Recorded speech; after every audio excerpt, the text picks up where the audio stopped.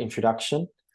Hello, everyone, and welcome to a seminar from Trobe Asia. I'm Matt Smith. I'm the Communications Officer of Trobe Asia, and I'll be doing the introduction today for Dr. Emma Dalton, who is a lecturer in Japanese language at La Trobe University. The subject of her talk will be How Women Talk When They Talk About Women, a content analysis of remarks made by Tokyo Assembly women. And this builds on her PhD and her book, Women and Politics in Contemporary Japan, which was released in 2015. And as part of your PhD, and I believe your book, you did a lot of in-depth interviews with women members of Japan's National Legislative Assembly, which I'm sure will be all part of this lovely seminar. Before we get started, I would like to acknowledge the traditional landowners of La Trobe University's Bandura campus, which are the Wurundjeri people, and the elders past and present on which this land resides. And I would also like to say that we are recording the event. The link is given out to those who registered after the event in case they couldn't come along and they want to catch up, and will be on our website later on. And finally, if you have any questions for Emma, you can put them in the Q&A down the bottom of the screen, down the bottom of the Zoom chat, or put them in the chat. I'll be monitoring it, and in about the last 15 minutes or so, I will go through your questions with Emma. And on that note, thank you all for coming, and I hand you over to Emma. Emma, thank you very much for speaking to us today, and I'll stop my video and hand it over to you. Thank you, Matt. And thank you to La Trobe Asia for giving me this opportunity to talk about a project that I'm doing at the moment. Or should I say we are doing at the moment, because this project, this specific project about analysing the remarks of women members of the Tokyo Metropolitan Assembly is a collaborative project that I'm doing with Hiroko Levy, who also works here at La Trobe University. And I'm really grateful for this opportunity to present what we've found so far. We've been doing this for probably too long. It's been embarrassing how long we've been researching this. We have published sort of preliminary ideas in the Melbourne Asia Review. So if you want to read that later, that's a sort of a chatty article. You know, Melbourne Asia Review is in between sort of journalism and academic writing. So that's just a short piece on what we've done so far. And this presentation that I'm doing today is hopefully going to turn into another presentation that Hiroko and I are going to do at the Japan Studies Association of Australia conference later this year in September, I think it is, in Sydney. Hiroko is here. So thanks, Hiroko, for being here in the audience. Okay, so I'll get started.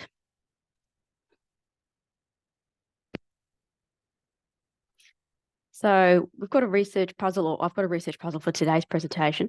Certain political parties are perceived of as being more women-friendly than others. Do the remarks made by female representatives of those political parties on the Tokyo Metropolitan Assembly support this perception? And if so, how? And what, if any, differences between the political parties can be observed in these remarks? So we're interested in exploring how elected representatives affiliated to political parties that appear to be women-friendly act in the interests of women. How do these political parties demonstrate their women-friendly credentials in a substantive way? That is, do elected officials speak in the interests of women? So a lot of Japanese female politicians often emphasize their identity as women when they campaign, and also when they are in office, and they talk in terms of women's interests. So one of the questions we explore is, what does this mean in Tokyo? How do elected women from women-friendly political parties in the Assembly speak for women, and how does political party affiliation affect this?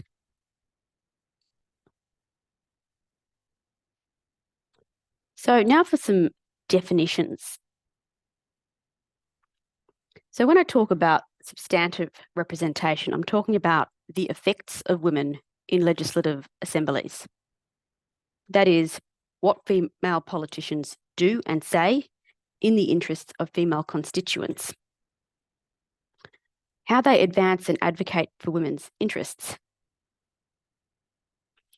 This concept is generally understood to be linked to descriptive representation, which is concerned with numbers, the number of women elected. So the theory is the more women there are elected, the better the representation for women is. And that's the linking of descriptive representation with substantive representation.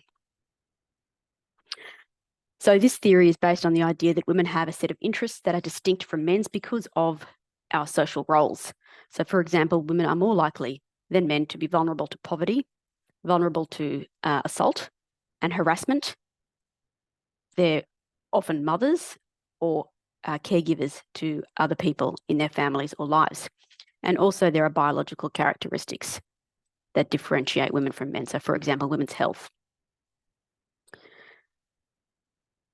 So the feminist political science literature has debated for decades that or whether better descriptive representation leads to better substantive representation. So does having more women in politics lead to better representation for women? The common sense assumption would be yes, but there are other things that come into play as well. Nonetheless, regardless of academic findings, regardless of academic debates, it is a strongly held belief by the public and by politicians themselves that women are better spoken for in politics by women. And in Japan, many women politicians, regardless of political party, campaign by appealing to other women by drawing attention to their sameness, often as working mothers who understand the difficulties of combining a career with a family.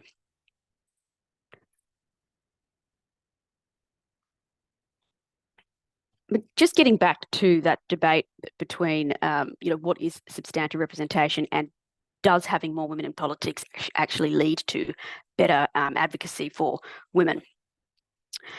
Institutions are characterised by norms and values. Some of these are formalised in rules and regulations, while others are unspoken. And when I say institutions in politics, I'm talking about legislative assemblies and political parties, for example. So these norms and values in political institutions have traditionally limited the ways that women can speak or act for women. Norms often differ between legislative councils and between political parties. Some councils might be more welcoming of women's voices than others, depending on attitudes to gender equality within the council. Similarly, it might be easier for a woman from one political party to speak up about certain issues than it is for a woman from another political party, depending on the climate within that party. On the basis of this understanding, the political party that a representative belongs to is likely to influence what she says in meetings, specifically for our study, what she says about women.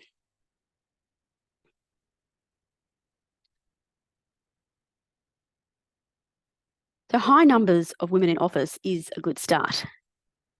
But other things like institutional norms, women's access to power, support from colleagues in their party or outside their party, connections with women's or feminist networks affect how effective elected women can be in bringing about substantive change for women. So for example, a council might have 20 people in it and 10 of them might be women, but none of those women are interested in advocating for women, or none of them have any access to much power. So they can't have much impact on policy making because, for example, they might be in the opposition party, or they might be in low-ranked position, or they might be in a political party that subtly or overtly muzzles what they can say or do for women. On the other hand, in a council with the same 20 number of people, there might be 4 women on that council. These 4 women might be in positions of influence on the council. They might have ties to local women's organisations who lobby the council. They might be in a political party that actively pursues gender equality policies. They might have the ear of the mayor or the governor or head of the council. In other words, more women in elected office is a good thing, but it's not the only thing required to improve the substantive representation of women. It's important that other conditions are also in place that allow women to act as what has been called critical actors. And one of these conditions is affiliation to a political party that takes sex equality seriously. With regards to the Tokyo Metropolitan Assembly specifically, a previous study has found that indeed women representatives speak significantly more about women's issues than male representatives. This is the paper written by Osawa and Yoon in 2009. Or was it 2019? No, it's 2019. That's a typo, sorry. It's 2019. This study found that women in smaller political parties were more likely to advocate for women's interests than male or female elected members from major political parties. And this study is an important one for our research because we use similar methodology to research the same council, but in a different time frame and also to answer different questions. So in this particular study, in Osawa and Yoon's study, the focus was on asking whether women speak for women or not, and how. While our study accepts a priori that many elected women do speak for women, and our focus is on the political party affiliation of those who do. Also, Osawa and Yoon's timeframe for analysis was 2009 to 2015, prior to the 2016 election of Koike Yuriko to governor, and prior to the 2017 creation by Koike Yuriko of the Tokyo-ites First Party, which brought in a new political force challenging the status quo and a new face to the assembly, which I will talk about.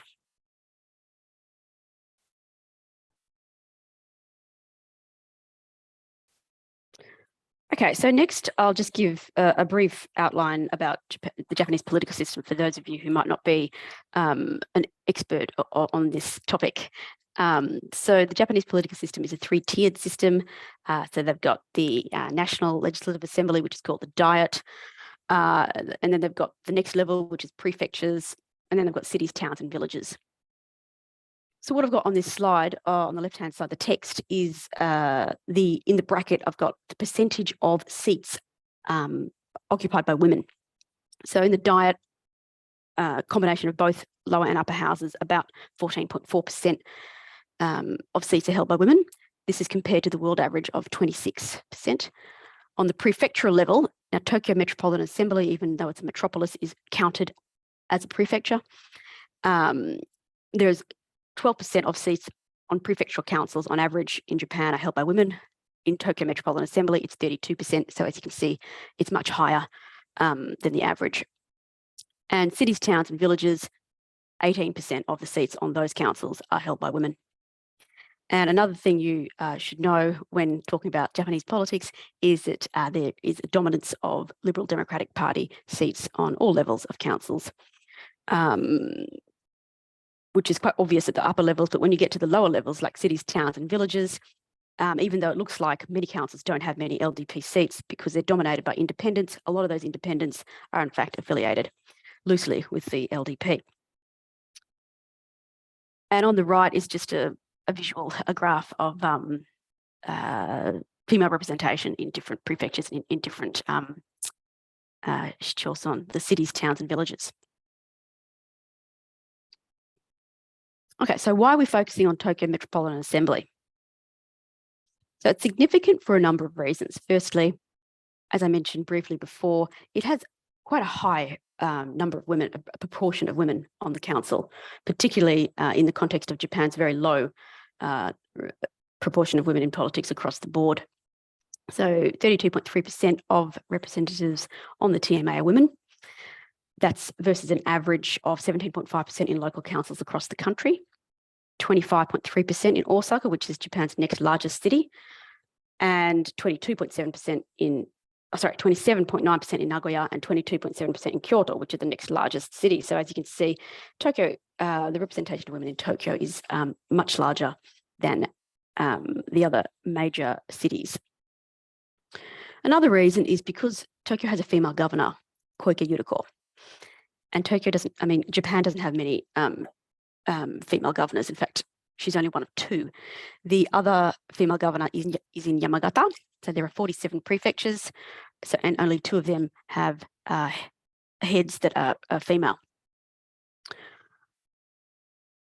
And the third reason, obviously, it's the capital of Japan. It's a huge city.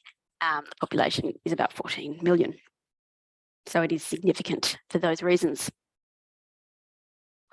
So why we're choosing these political parties? We're focusing specifically on 3 political parties. So women representatives of these 3 political parties. We're looking at the remarks made by these women. So why we're looking at these political parties? So these 3 political parties are regarded as being women friendly. What I mean by that is they have more women on councils relative to other political parties, especially on the Tokyo Metropolitan Assembly, but also in local councils more generally. They tend to be more proactive about fielding women candidates than, for example, the LDP or other political parties, and they have pro-women policies.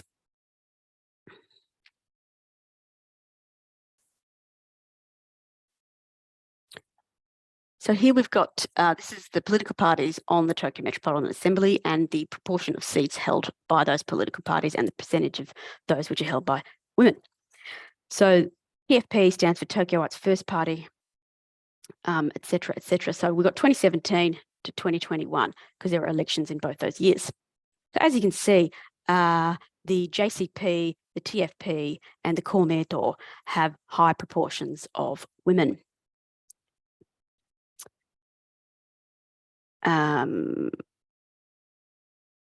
Net, Seikatsusha network, so Net also has a high proportion. Well, it looks like it's a high proportion because it's 100%, but there's only one member. So it's not that significant, so we didn't include them. Okay, so I'm going to go into some detail about these political parties, just so you have a background knowledge about it and can understand the significance of looking at these political parties. Yeah, okay. So the Japan Communist Party, I'll call it the JCP, is the oldest political party in Japan. It formed in 1922 and became a legal entity in 1945. It has a solid presence on local councils and calls itself unwavering, burenai. Some have referred to it as the moral compass of Japan, pointing to the party's insistence on holding Japan to account over its historic atrocities and war crimes, and highlighting the excellent record of integrity within the party itself. It is the largest non-ruling communist political party in the world, and it's unique in calling itself communist. This is particularly intriguing because of the bad image that communism has anywhere, but also in Japan. Mainstream Japanese society has been said to view communism as an alien movement beyond the pale, and most people distance themselves from the party. In national elections, the JCP captures, nonetheless, about 67% of the popular vote. In Tokyo, the figure is just over 10%. Other political parties claim that the general public is allergic to the JCP. The JCP has a high proportion of women at all levels of government. The party fields more women in elections than other parties, apart from the Komeito, who I'll talk about next. And it has a particularly high presence of women on subnational councils. In total, almost half of all women councillors in Japan are from either the JCP or the Komeito. At the prefectural level, of the 138 JCP-affiliated assembly members across the country, 75 are women. So that's more than half. In comparison, there are a total of 1,283 LDP-affiliated prefectural assembly members across Japan, of whom only 45 are women. At the municipal level, that is in cities, towns, and villages, 37% of elected JCP members are women, a figure higher than any other party. By contrast, only 7% of seats on these councils held by the LDP are filled by women. This is particularly significant for the presence of women on municipal councils because the JCP occupies the second largest share of seats on this level of government at 8.4%, just behind the Komeito at 9.1%. The LDP occupies 7.4%, but many of the independents, as I mentioned, which dominate those low-level councils at about 70% of all seats, are actually affiliated by the LDP, or with the LDP, sorry. Nonetheless, without the strong presence of JCP women and Komeito women in local politics, female political representation in Japanese politics would be even lower than it is now. The JCP does field a lot of women compared to most other political parties, but its record is not entirely unblemished regarding women's political representation. The party has never had a female leader, unlike, for example, the Social Democratic Party, which has had 2, and there are few women in its higher ranks. Okay, so the second party that we're focusing on is the Komeito, the Buddhist political party. The Komeito has been a political party since 1964, when it grew out of the lay Buddhist sect, the Soka Gakkai. The party has been known to draw strong opinions because of its roots in religion and because of its coalition at the national level with the LDP. About 8 million households claim Soka Gakkai membership, and this makes it by far the largest new religious organisation, or they're called new religious movements, I think. So in the 70s, the Komeito and the Soka Gakkai officially separated, but the Komeito is nonetheless unique amongst Japanese political parties because it is influenced by an organised religion in its policy planning and its operations. So the Komeito is often said that it doesn't really have an ideology, but its founding and guiding principles come from Nichiren Buddhism. So things like compassion and welfare. And this is reflected in a policy focus on social welfare and pacifism.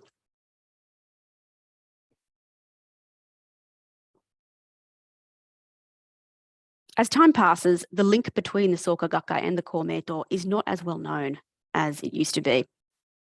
And what's more, an increasing number of Soka Gakkai members are disappointed with the party because they see it as turning away from its core principles of pacifism, just so that it can stay in power with the LDP, who are not pacifists. The Komeito defends itself against these claims by saying that its presence as a junior coalition partner with LDP plays the important role of being a brake on the more hawkish policies of the LDP. The party's approach to women has been to encourage them to participate in the status quo gender paradigm by relishing their roles as housewives and participating in the workforce too, just not at the expense of their primary role of mother and homemaker.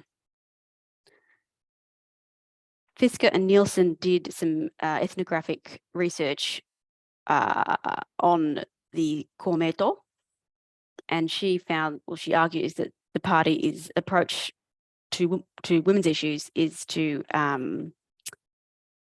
encourage and advocate for women, but without a feminist awareness. So what I've got here is the percentages of female council members at different local levels by party, just so you can get an idea of how important the Komeito and the JCP are in terms of maintaining levels of female political participation at the local level. So at the prefectural level, the JCP does remarkably well. The Komeito does well at the town and village level, and both do pretty well at the city level and the special ward level. And as you can see, the LDP on the far left has quite low representation of women on all levels. Okay, so the third political party is the Tokyo-ites First Party, the entrepreneur. In contrast to the JCP's long history, the TFP is a relatively new political party that was created in 2017 by Koike Yuriko, the first female governor of Tokyo. The major operational difference between the parties is that the JCP is a national political party, but the TFP is Tokyo-based. So the TFP only has members on the Tokyo Metropolitan Assembly. The party is regarded as youthful and dynamic and is seen to represent a breath of fresh air to Tokyo metropolitan politics, which was long dominated by old traditional political parties, the Liberal Democratic Party and the Democratic Party of Japan. The TFP emerged at a time when the TMA was under scrutiny for its sexism and outdated culture. In 2014, for example, there was an incident of sexual harassment at the council that put a spotlight on the archaic and sexist customs and culture within this assembly. This was a turning point for the culture in the TMA. And this turning point was symbolised by the arrival of Koike Yuriko. So she was elected in 2016 as governor. And some women members of the Tokyo Metropolitan Assembly had served under the previous administrations, one of which was Ishihara Shintaro, who was governor of Tokyo for many years. And these women, in some studies, have noted that they spoke of a feeling of a noticeable shift in terms of the ability to make policy suggestions, at least, towards a more women-friendly environment since Koike became governor.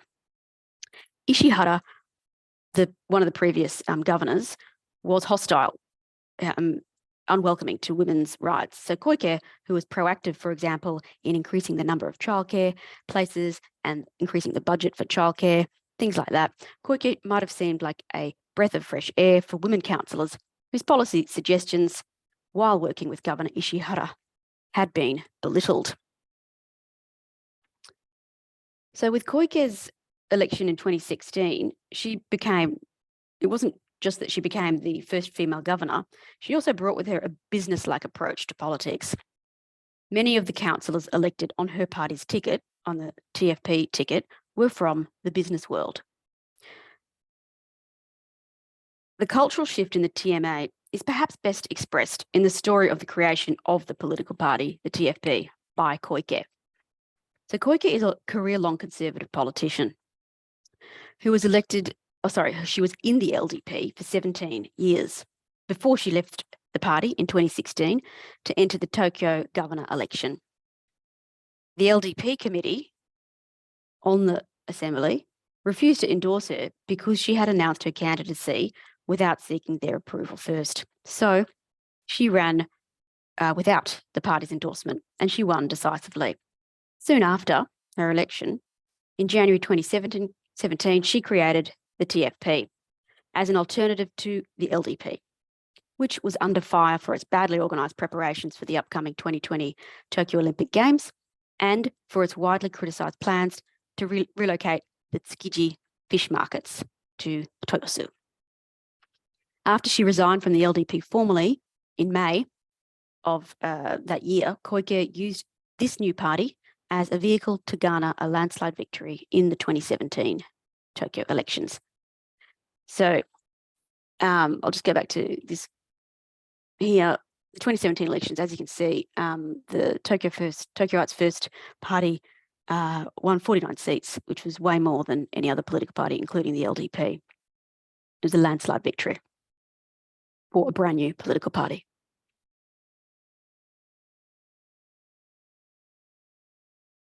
So in that election, the TFP and the Komeito together won 72 of 127 assembly seats. The TFP ran 50 candidates and 49 of them won. And many of them were first-time politicians. Also, the party saw a record 36 seats gained by women, which brought the proportion of women on the council to 28%. So Koike's style of populism is characterised by values like individualism, entrepreneurship, and, as I mentioned, a pro-business stance. In Tokyo, the population is relatively young and many voters work in the corporate sector. So Koike's TPF, the party was successful in appealing to these unorganised voters because it was pro-business and pro-political reform. Koike's aims were to make Tokyo a commercial centre in Asia, to halve the governor's salary, and to make decision-making procedures at the council more transparent. And this likely tapped into young workers' discontent with the political status quo. Since the TFP's victory, Koike has been referred to as a maverick and the new brand face of Japan. and likened to an entrepreneur politician. And the party itself has also been referred to as a venture political party. Some in the media have celebrated Koike's rise to governor as a win for women. And Koike herself promised to implement women-friendly policies, like increasing the number of daycare posts. Others, however, are less enthusiastic about her apparent women-friendly credentials. Iwamoto Misoko, who is a political scientist in Japan, she argues that Koike's policies have less to do with, or her politics have less to do with policies and more to do with story making and image, performance. And that Koike's policies aim for women's advancement devoid of gender equality.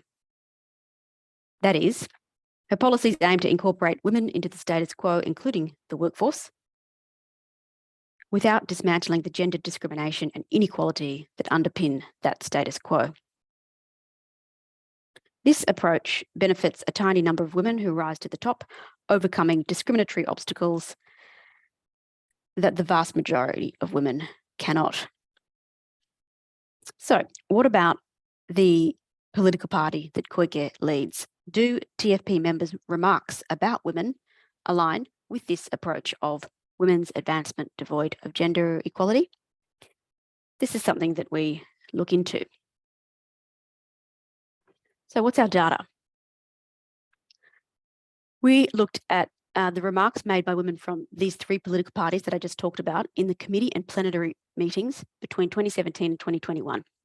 And this is at a time when women occupied just over 28% of all seats.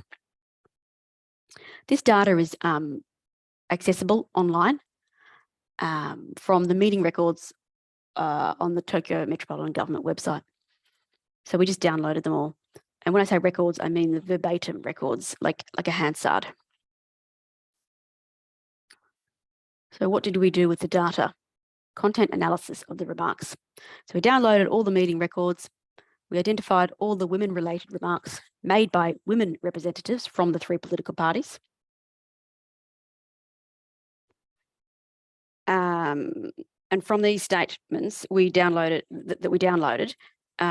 extracted those that included women-related terms like woman, wife, mother, pregnancy, giving birth, obstetrics, uterus, breast cancer, menstruation, etc. Words like that.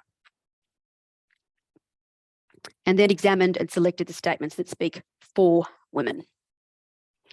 So basically we got rid of neutral statements and statements that were meant for both men and women.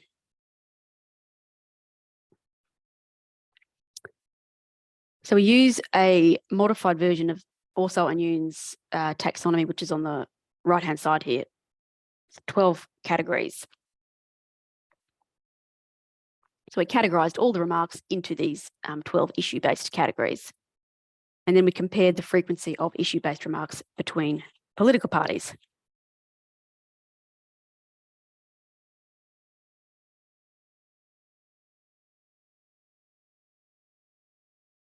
So here we've got the 12 based issue categories on the left. And these are the results. These are the frequency of women-related statements made at the plenary and committee meetings per political party. So we've got the Tokyo-ites First Party on the left, the Japan Communist Party in the middle, and then the Komeito. Of the three parties, JCP women made the most comments about women, but Komeito women made the most remarks per person, with an average of 29 comments per member, followed by the JCP at 20 and the TFP at 14. Of the 12 types of issues, number 3, support for working women and those who want to work, was the most remarked upon theme from women of all three political parties. So there's consistency there.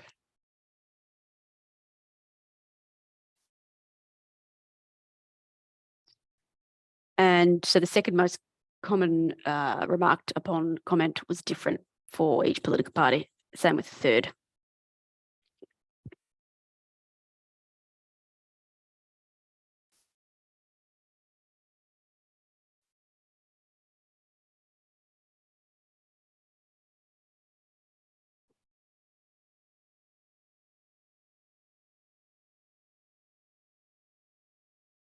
So we found that female politicians of all three woman-friendly parties were most concerned with and spoke most for women's work-related interests.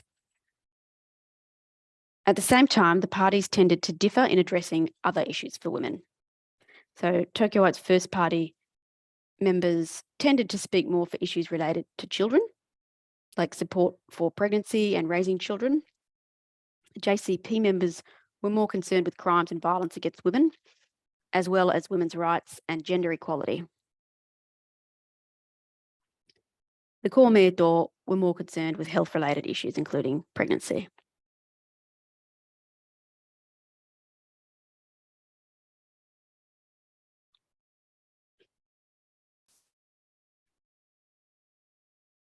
So overall, the JCP members' comments were more concerned than those by members from the TFP or the Komeito with issues concerning women's degraded social status and how to alleviate this. So there was a common theme, and that in answer to the questions that are embedded in our research puzzle. So what does women's interests mean in Tokyo? Looking at our data, in Tokyo, it usually means the interests of working mothers.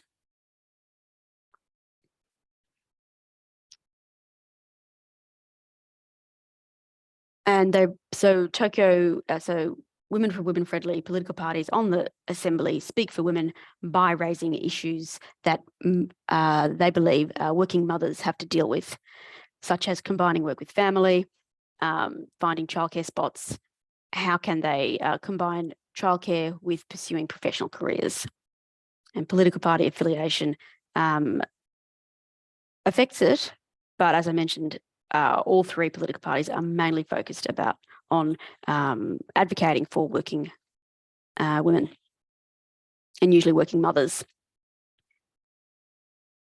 So again, the JCP has a strong focus on sexual violence and crimes against women compared to the other political parties. And this reflects a feminist recognition of women's sex-based vulnerabilities, which is not surprising from the JCP. By contrast, the spread of TFP members' comments reflects more of a neoliberal feminist stance that focuses on incorporating women into the workforce and supporting women to have children and care for them. The Komeito member comments indicate an emphasis on women's sex-based rights, with a particular focus on women's health and not just maternal health, as can be seen in the concentration of TFP comments. The most common focus, however, appears to be on improving the status of women through work. And this is likely to do with the fact that Tokyo has a very large population of young professionals, and so gender equality claims to emerge from the council converge around the idea of making Tokyo a better place for working women. More generally, this primary focus on working conditions for women across all three political parties perhaps speaks to Japan's very gender unequal labour market, where despite women's high participation rates in the workforce, they struggle to earn an independent wage and struggle even more to have empowering careers. Work-related issues prevail when women TMA members talk about gender equality issues regardless of affiliation. So I have another conclusion, which is a completely unformed conclusion in my head, and I'm just going to throw it here to you. This is just sort of more ideas than an actual tied-up conclusion. So in 2019, I think it was 2019 or maybe it's 2018, Japan introduced a gender parity law, which encourages political parties to use gender quotas to increase the number of women elected to office. There's no penalty for political parties who don't do it, so it's not enforceable. Every time there's an upper house or lower house election, since that implementation of that law, surveys of political parties are taken as to whether they are following the law, what they think about the underrepresentation of women in politics, and what they are doing to address the problem. In 2022, Business Insider Japan, which is an online magazine, did one of those surveys, surveyed all the political parties, and it asked them whether they were for or against gender quotas for women politicians. This is just before the upper house election. So I've got the responses from Komeito and the JCP here just to compare, just to get an idea. I think this gives us a little bit of a idea of how the political parties perceive women. So the Komeito, both parties are pro-gender quotas.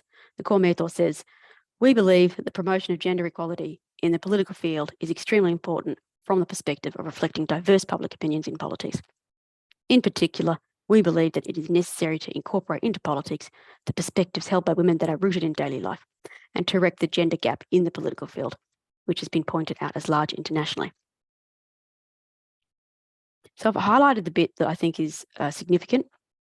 So the Komeito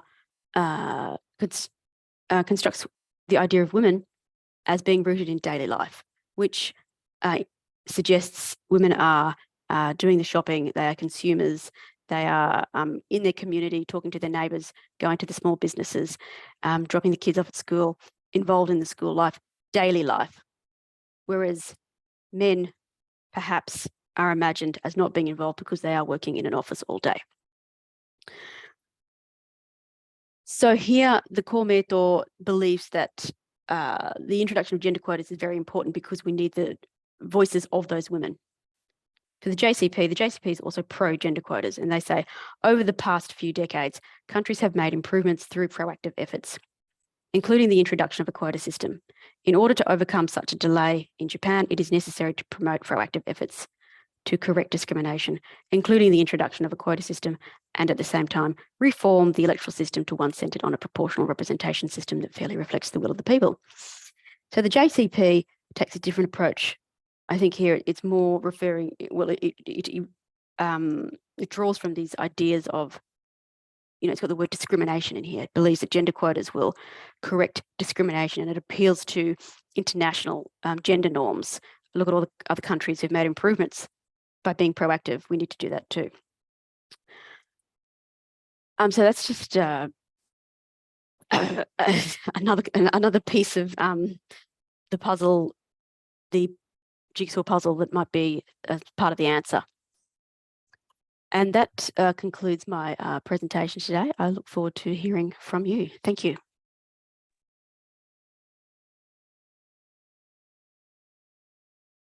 Hello, am I there? Yes. Okay, great.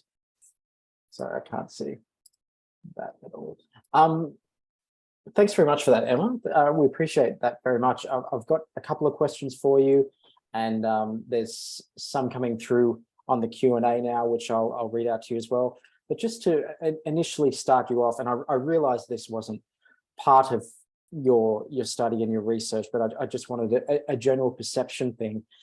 You've talked about it at the Tokyo level. I was wondering how representative this is of broader political trends in Japan. If the way that women talk about women in Tokyo is also happening at a national level, or in other areas of Japan outside of Tokyo. Have you got any insight into that? Yep. Okay. Thank you. Yes. So Tokyo is an interesting case study because it is such a huge city, and because of its characteristic as being, Japan is an aging society with a declining population and an aging, a small birth rate. So compared to other countries like Australia, for example, it has a much older population. But Tokyo has a relatively younger population relative to the rest of the country. So the issues are different. The issues that I say different to the rest of the country, but so many people live in Tokyo. So it's very centralized. So the issues and the way that women talk about women on the Tokyo Assembly is specific to Tokyo. I imagine it would be quite specific to Tokyo, but it's probably similar in Osaka, Nagoya, and the other big cities. And also at a national level, I hear similar types of language being used. And when you, the data that you presented to us were essentially from the legislative minutes. You had a special term for them, sorry. Did I? Oh, well, if that covers it. Yeah. I was wondering if your perception on how this is this kind of talk is affected changes once you take it out of the legislative environment. So are politicians continuing to talk about women in say, generally addressing the press or on social media presence or those kind of things outside of the legislative environment? Yeah, well, when we started doing this project, we were initially only looking at campaign posters because they were available online too, and they were really interesting, but we thought it's a bit weak.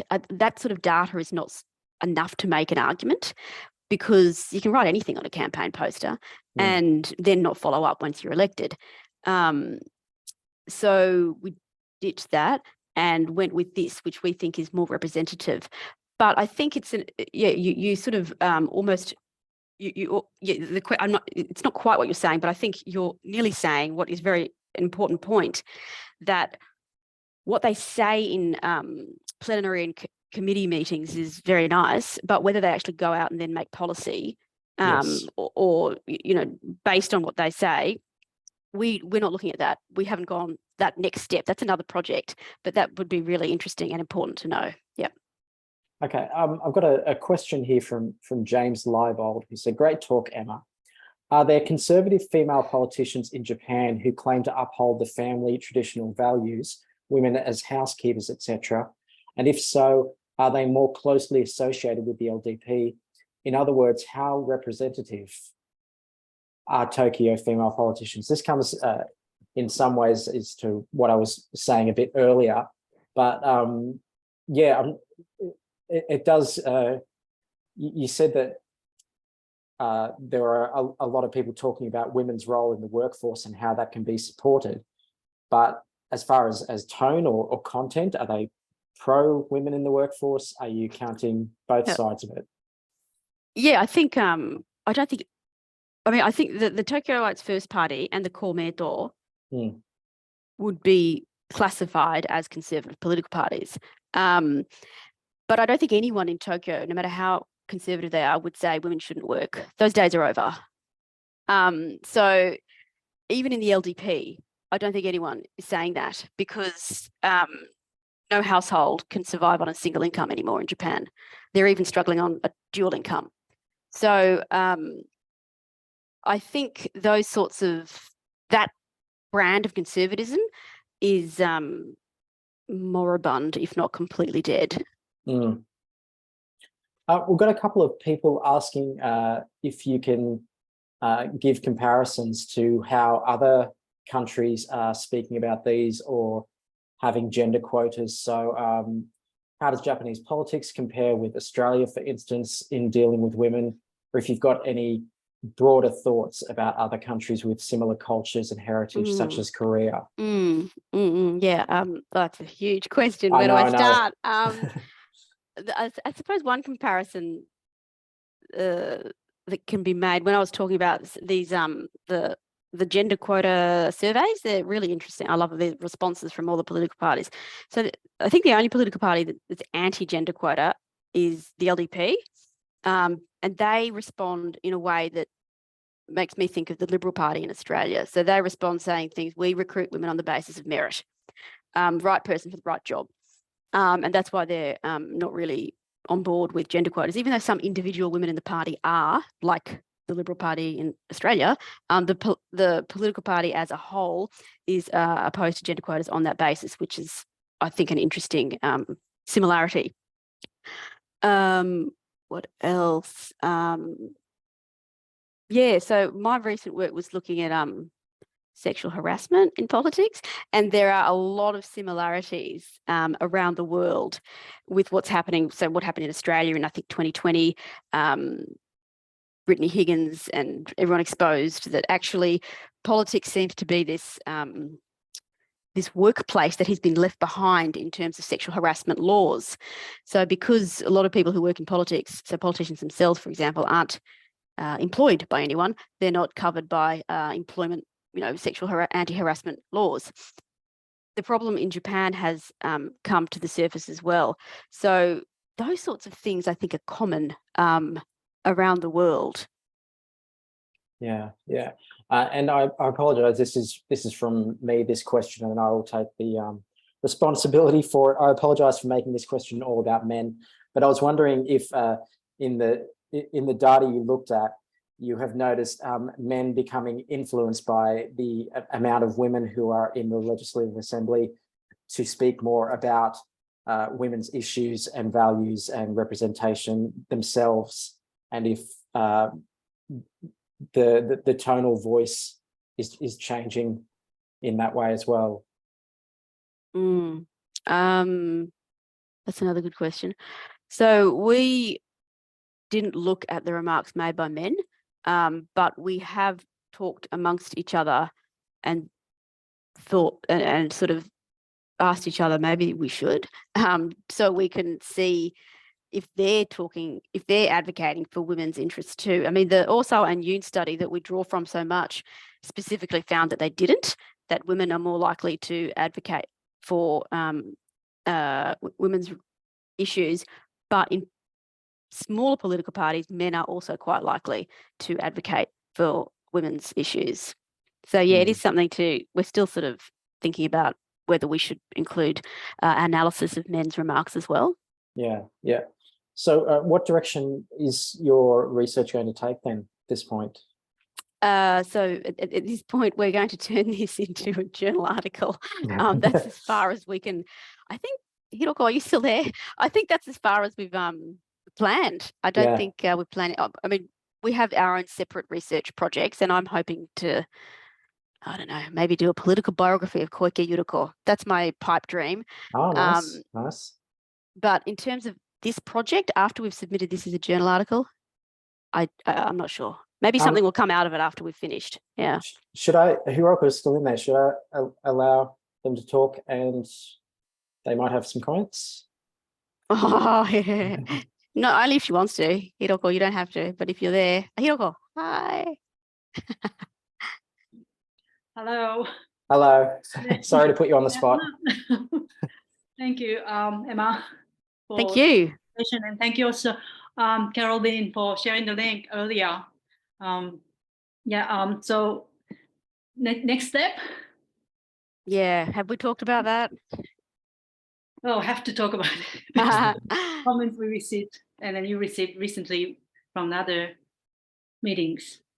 So this opportunity, and I presented it a couple of weeks ago at UWA, and then, as I mentioned, we're going to do this at the Japan Studies Association of Australia conference, and we're hoping to get some feedback and then see what we're doing next.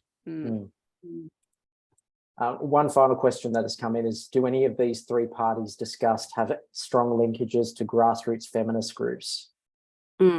Yeah, the JCP does. The JCP is always interested and always engaged with grassroots feminism. So, for example, the recent activism around the Me Too movement, they had a flower demo in Japan. The instigator of that is very much not affiliated with, but associated with the JCP.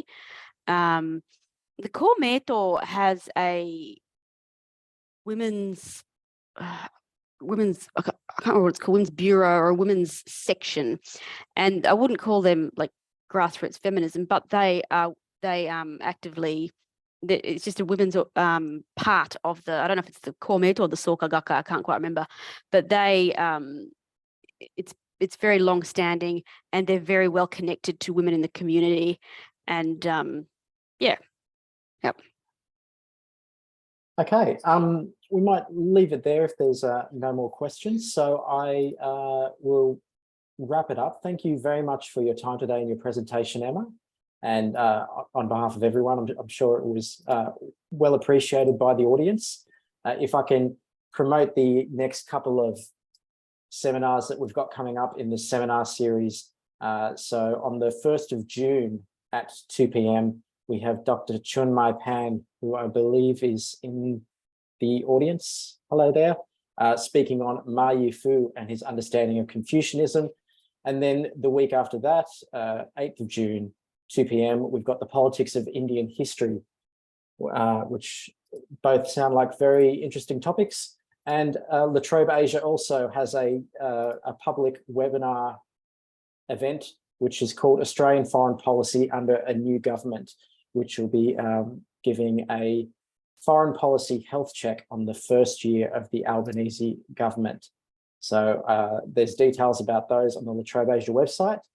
Thank you everyone for coming along, and thank you very much, Emma, for your time, and I hope you all enjoyed it. All right. Thanks. Bye-bye. Bye.